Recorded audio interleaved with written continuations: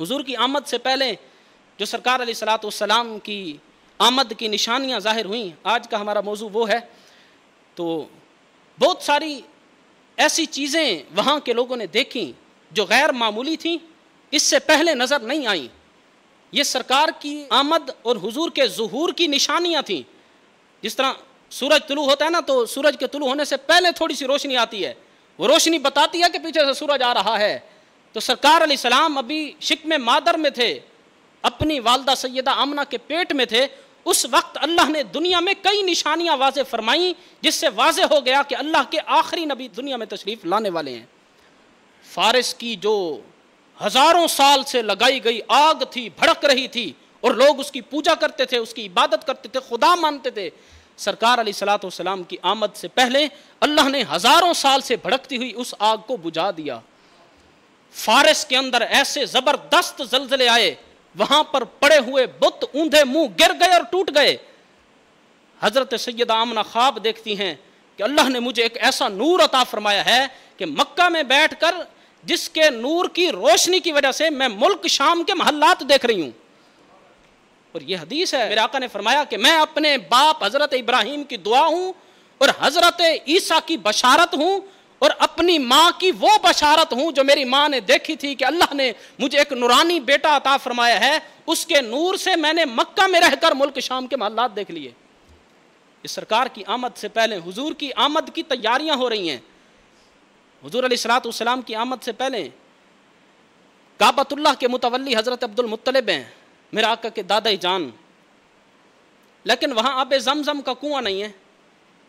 آب زمزم کا کنواں بنے ہزاروں سال گزر گئے، کئی نشیب و فراز آئے، کئی جنگیں ہوئیں، کئی لڑائیاں ہوئیں، کئی جھڑپیں ہوئیں، کئی زمانے گزرے، تو مٹی آتے آتے آتے وہ جو آب زمزم شریف کا کنواں تھا وہ بالکل زمین کے برابر ہو چکا تھا، اور کوئی جانتا نہیں تھا۔ یہ تو پتہ تھا کہ یہاں زمزم شریف کا کنواں ہے، لیکن پتہ نہیں کہاں ہے۔ حضرت عبد المطلب خواب دیکھتے ہیں اور حکم ہوتا ہے کہ آب زمزم کا کنواں کھودو، نیچے سے پانی نکلے گا۔ صبح اٹھے پریشان، پتہ ہی نہیں کہ کنواں ہے کہاں، حکم تو ہوا ہے کھودنا ہے، لیکن ہے کہاں۔ اگلی رات پھر سوئے، پھر خواب میں کوئی آنے والا آیا اور آ کر کہا کہ آب زمزم کا کنواں کھودو۔ انہوں نے فرمایا کہ عرض کی کہ وہ کنواں ہے کہاں، وہ نشانی تو بتاؤ۔ تو بتایا گیا کہ جہاں پر ایک پرندہ بیٹھ کر چونچ مار رہا ہوگا، اس مقام پر نیچے آب زمزم شریف کا کنواں ہے۔ تو حضرت جناب عبد المطلب جب صبح اٹھے، پرندوں کو دیکھا، اس مقام سے مٹی نکالی تو نیچے سے اثرات نظر آئے، تو نیچے سے پھر پانی ابلا اور آب زمزم شریف کا کنواں ہزاروں سال بعد پھر جاری کیا گیا۔ یہ حضور کی آمد کی تیاریاں ہو رہی ہیں۔ سرکار علیہ الصلوۃ والسلام کی ولادت باسعادت سے تقریباً 2 مہینے پہلے، 55 دن یا 50 دن پہلے واقعہ فیل ہوا۔ اس نام کی پوری سورت موجود ہے، سورۃ الفیل، الم تر کیف فعل ربک باصحاب الفیل۔ یہ قرآنی واقعہ ہے، سرکار کی آمد سے پہلے رونما ہوا۔ میرے آقا اپنی والدہ سیدہ آمنہ کے بطن اقدس میں آ چکے ہیں۔ اس وقت حبشہ کا، یمن کا بادشاہ بیٹھ کر یہ سوچتا ہے کہ جب حج کا موسم آتا ہے، لوگ دور دراز سے سفر کر کے بیت اللہ کا حج کرنے جاتے ہیں، مکہ میں ہے کیا؟ لوگ مکہ کی عزت کرتے ہیں، وہاں کیا کچھ ہے؟ اس نے لوگوں کو بلایا، مشورہ کیا، پتہ چلا کہ مکہ کے اندر ایک گھر ہے، پتھروں کا گھر ہے، اس کا لوگ طواف کرتے ہیں اور کہتے ہیں کہ وہ اللہ کا گھر ہے، حضرت ابراہیم نے تعمیر کیا تھا۔ صرف اس کعبے کی وجہ سے پوری دنیا میں مکہ المکرمہ کی عزت ہے، اس کو عزت کی نگاہ سے دیکھا جاتا ہے۔ اب یمن کا بادشاہ ابرہہ جس کا نام تھا، اس نے کہا کہ میں اپنے علاقے میں ایسا کنیسہ، ایسا کوٹھا نہ بنوا دوں کہ لوگ مکہ کی بجائے یہاں آئیں، ہمارے یمن میں اس کا طواف کریں، یہاں آ کر عبادت کریں تو ہماری بھی عزت بڑھ جائے گی۔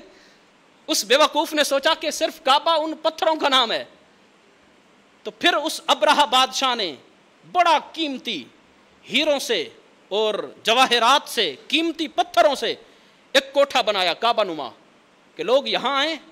اس نے اعلان کر دیا کہ کوئی اگر مکہ شریف جائے گا تو اس کو فلاں فلاں سزا ملے گی، جب حج کا موسم آئے تم نے یہاں آنا ہے، اور یہاں جو میں نے کنیسہ تیار کروایا ہے یہاں آ کر طواف کرنا ہے، یہاں آ کر عبادت کرنی ہے۔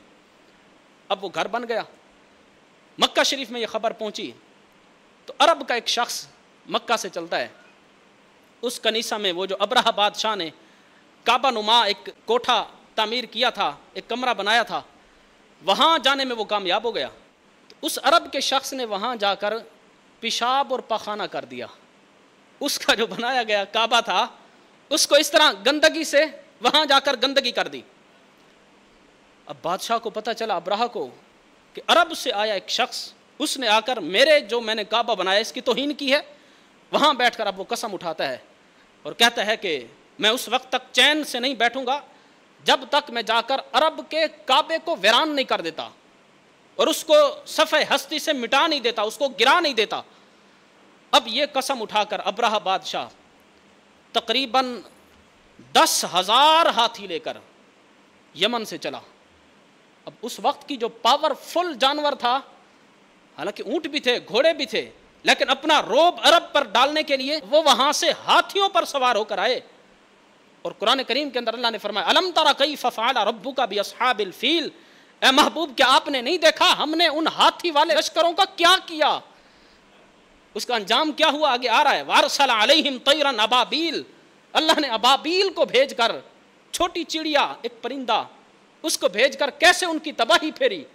اچھا یہ وہاں سے چلا بادشاہ یمن ابرہہ 10,000 ہاتھیوں کا لشکر لے کر بیت اللہ شریف پر چڑھائی کرنے کے لیے یہاں آیا۔ مکہ کے قریب ایک وادی کے قریب اس نے پڑاؤ کیا، ایک چھوٹا لشکر اس نے بھیجا کہ جا کر جائزہ لے کر آؤ مکہ کے عرب کے لوگ کیسے ہیں، ان کے حالات کیسے ہیں، حملہ کیسے کرنا ہے۔ اب وہ جب آئے مکہ شریف میں دیکھے کہ لوگوں کے اونٹ چل رہے ہیں، بکریاں ہیں لوگوں کے پاس، تو وہ لشکر عرب والوں کے اونٹ اور بکریاں ہانک کر بادشاہ کے پاس لے گئے۔ ان سے وہ بکریاں انہوں نے چرا لی، بدماشی کے ذریعے، ڈاکہ کے ذریعے بکریاں اور اونٹ جو تھے وہ لے کر بادشاہ کے پاس پہنچے۔ اب ان اونٹوں کے اندر حضرت عبد المطلب جو میرے آقا کے دادا جان ہیں، 200 اونٹ ان کے بھی تھے، وہ بھی لے کر آ گئے۔ بادشاہ کو آ کر ساری خبر دی۔ جب خبر پہنچی اور حضرت عبد المطلب کو پتہ چلا کہ میرے اونٹ لے کر وہ چلے گئے ہیں، تو حضرت عبد المطلب اب آئے اس لشکر کے پاس۔ آ کر حضرت عبد المطلب جب آئے تو روایتوں میں آتا ہے، مفسرین نے اس کی وضاحت کی ہے کہ چونکہ حضرت عبد المطلب میرے آقا کا خاندان ہے، سرکار علیہ الصلوۃ والسلام کی نورانیت سے ان کو بھی حصہ ملا، تو ان کا ماتھا کتنا نورانی تھا، کتنا چمکتا تھا۔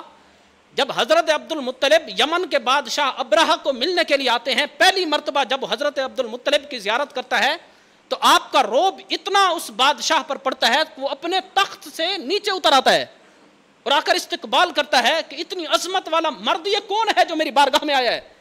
تو بتایا جاتا ہے یہ کعبہ شریف کا متولی ہے اور کعبہ شریف کے انتظامات سارے اس کے پاس ہیں۔ اب بادشاہ خود زمین پر بیٹھتا ہے حضرت عبد المطلب کے ساتھ اور بات چیت کرتا ہے۔ اس کا خیال تھا کہ شاید یہ میرے ساتھ کوئی لین دین کا معاملہ کرے گا، کچھ لے لو کچھ دے دو، یہ بات ہوگی، شاید یہ کہے گا کہ چلو 1 مہینہ ہمارے کعبے کا طواف ہو، 1 مہینہ تمہارے کعبے کا طواف ہو، اس کے ذہن میں تو یہ تھا۔ اب جب مذاکرات شروع ہوئے تو اس نے پوچھا کہ اے عبد المطلب تمہارا مطالبہ کیا ہے؟ تو آپ نے فرمایا کہ تم میرے 200 اونٹ چرا کر لائے ہو، میرے 200 اونٹ واپس کر دو بس۔ تو وہ کہنے لگا میں نے تو سمجھا آپ بڑی عظمت والے ہیں اور کعبہ کے متولی ہیں، کعبہ شریف کے بارے میں کوئی بات کریں گے، تم نے تو اس کے بارے میں کوئی بات ہی نہیں کی، اور تم اپنا مال اپنے اونٹ کا مطالبہ کر رہے ہو کہ میرا اونٹ واپس کر دو بس، میرا یہی مطالبہ ہے۔ تو جب اس نے یہ پوچھا کہ میں بڑا حیران ہوں کہ کعبے کا متولی ہو کر کعبے کے بارے میں کوئی بات نہیں کرتا اور میں کعبہ ویران کرنے آیا ہوں، اس کو ختم کرنے آیا ہوں، اس وقت تاریخ ساز جملہ حضرت عبد المطلب نے فرمایا تھا، آپ نے فرمایا تھا انا رب هذه الابل وان لهذه البيت ربا سيمنعه۔ آپ نے فرمایا کہ میں تو ان اونٹوں کا مالک ہوں، میں تو انہی کی بات کروں گا، کعبہ شریف کا مالک کوئی اور ہے، وہی تجھ سے نبڑے گا، وہی تجھ سے بات کرے گا، میں تو اپنے اونٹوں کی بات کرنے آیا ہوں۔ کعبہ کا رب وہ ہے جو تیرا بھی رب ہے، میرا بھی رب ہے، ساری کائنات کا رب ہے، اپنے گھر کو وہی بچائے گا، تو میرے اونٹ واپس کر۔ حضرت عبد المطلب نے اونٹ واپس لے لیے، واپس آ گئے، آ کر بیت اللہ شریف کی چوکھٹ کو، دروازے کی کنڈی کو پکڑ کر حضرت عبد المطلب نے جو دعا مانگی تھی عرض کی، یا اللہ ہر بندہ اپنے گھر کی حفاظت کرتا ہے، اے اللہ تو اپنے گھر کی خود حفاظت فرما۔ یہ ہاتھی لے کر بیت اللہ پر چڑھائی کرنے کے لیے 10,000 ہاتھی لے کر اتنا لشکر جرار آ چکا ہے، یا اللہ اپنے گھر کی تو خود حفاظت فرما. یہ دعا مانگی, دعا مانگ کر تشریف لے گئے. اب ان کی دعا جو قبول ہوئی, اللہ نے پھر کعبہ شریف کی حفاظت کس طرح فرمائی. دیکھو دشمن جتنا طاقتور ہو اتنی طاقت سے اس کا مقابلہ کیا جاتا ہے. ادھر سے ہاتھی تھے تو کم از کم ادھر سے بھی تو ہاتھی آتے, لیکن اللہ نے ان کی طاقت کو ذلیل قرار دینے کے لیے ہاتھیوں کے مقابلے میں ہاتھی نہیں بھیجے, ایک ننھی چڑیا بھیجی جس کو ابابیل کہا جاتا ہے. وارسل علیہم طیرا ابابیل, وہ چھوٹا پرندہ. اس کی چونچ میں اچھا کوئی بڑی چٹان ہے تباہ کرنے کے لیے؟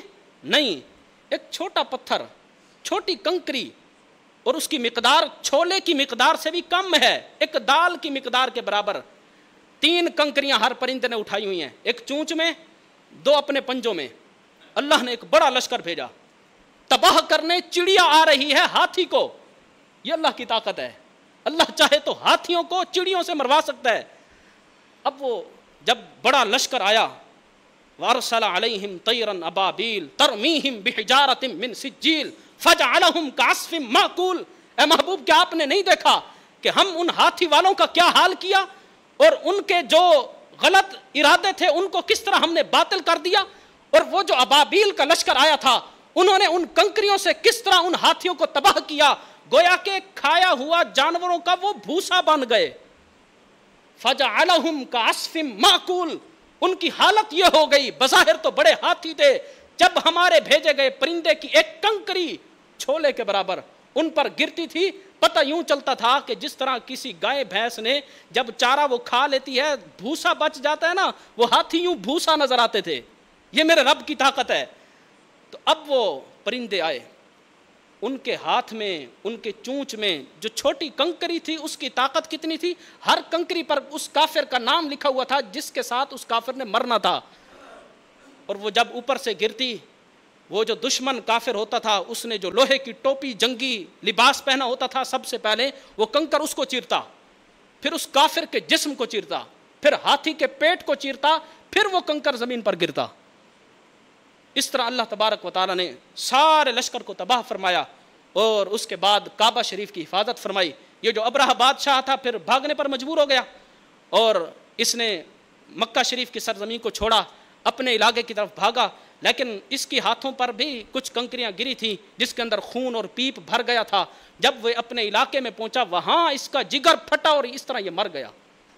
یعنی اللہ نے وہاں نہیں مارا, اس کے علاقے وہاں جہاں اس کے ماننے والے تھے ان کے سامنے اس کو تباہ کیا تاکہ یہ عبرت کا نشان بنے.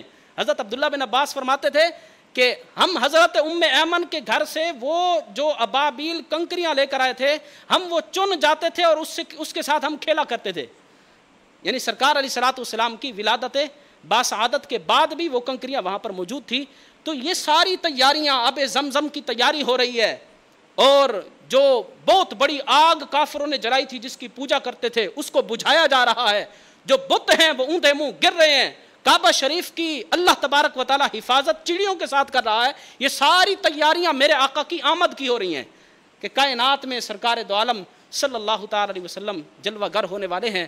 تو الحمدللہ اہل سنت کی یہ نشانی ہے, ہمارا یہ وطیرہ ہے, ہماری یہ علامت ہے کہ سرکار کی آمد پر ہم خوب اپنے دلی خوشی کا اظہار بھی کرتے ہیں, محافل بھی سجاتے ہیں, جشن بھی مناتے ہیں. اور سرکار علیہ الصلوۃ والسلام چونکہ کائنات کی سب سے بڑی نعمت ہے, حضور کے صدقے میں ساری نعمتیں ملی. اللہ نے فرمایا محبوب اگر میں تجھے نہ بناتا تو کائنات کو ہی نہ بناتا.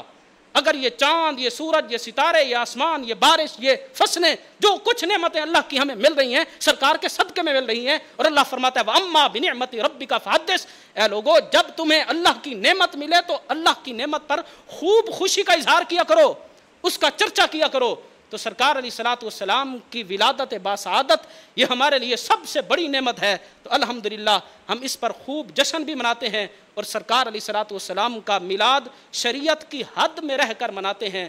نعت خوانی, تلاوت قرآن کریم, سرکار کے معجزات کا ذکر, بیان, درود و سلام اور لنگر, ان 5 چیزوں کے علاوہ میلاد کسی اور چیز کا نام نہیں ہے.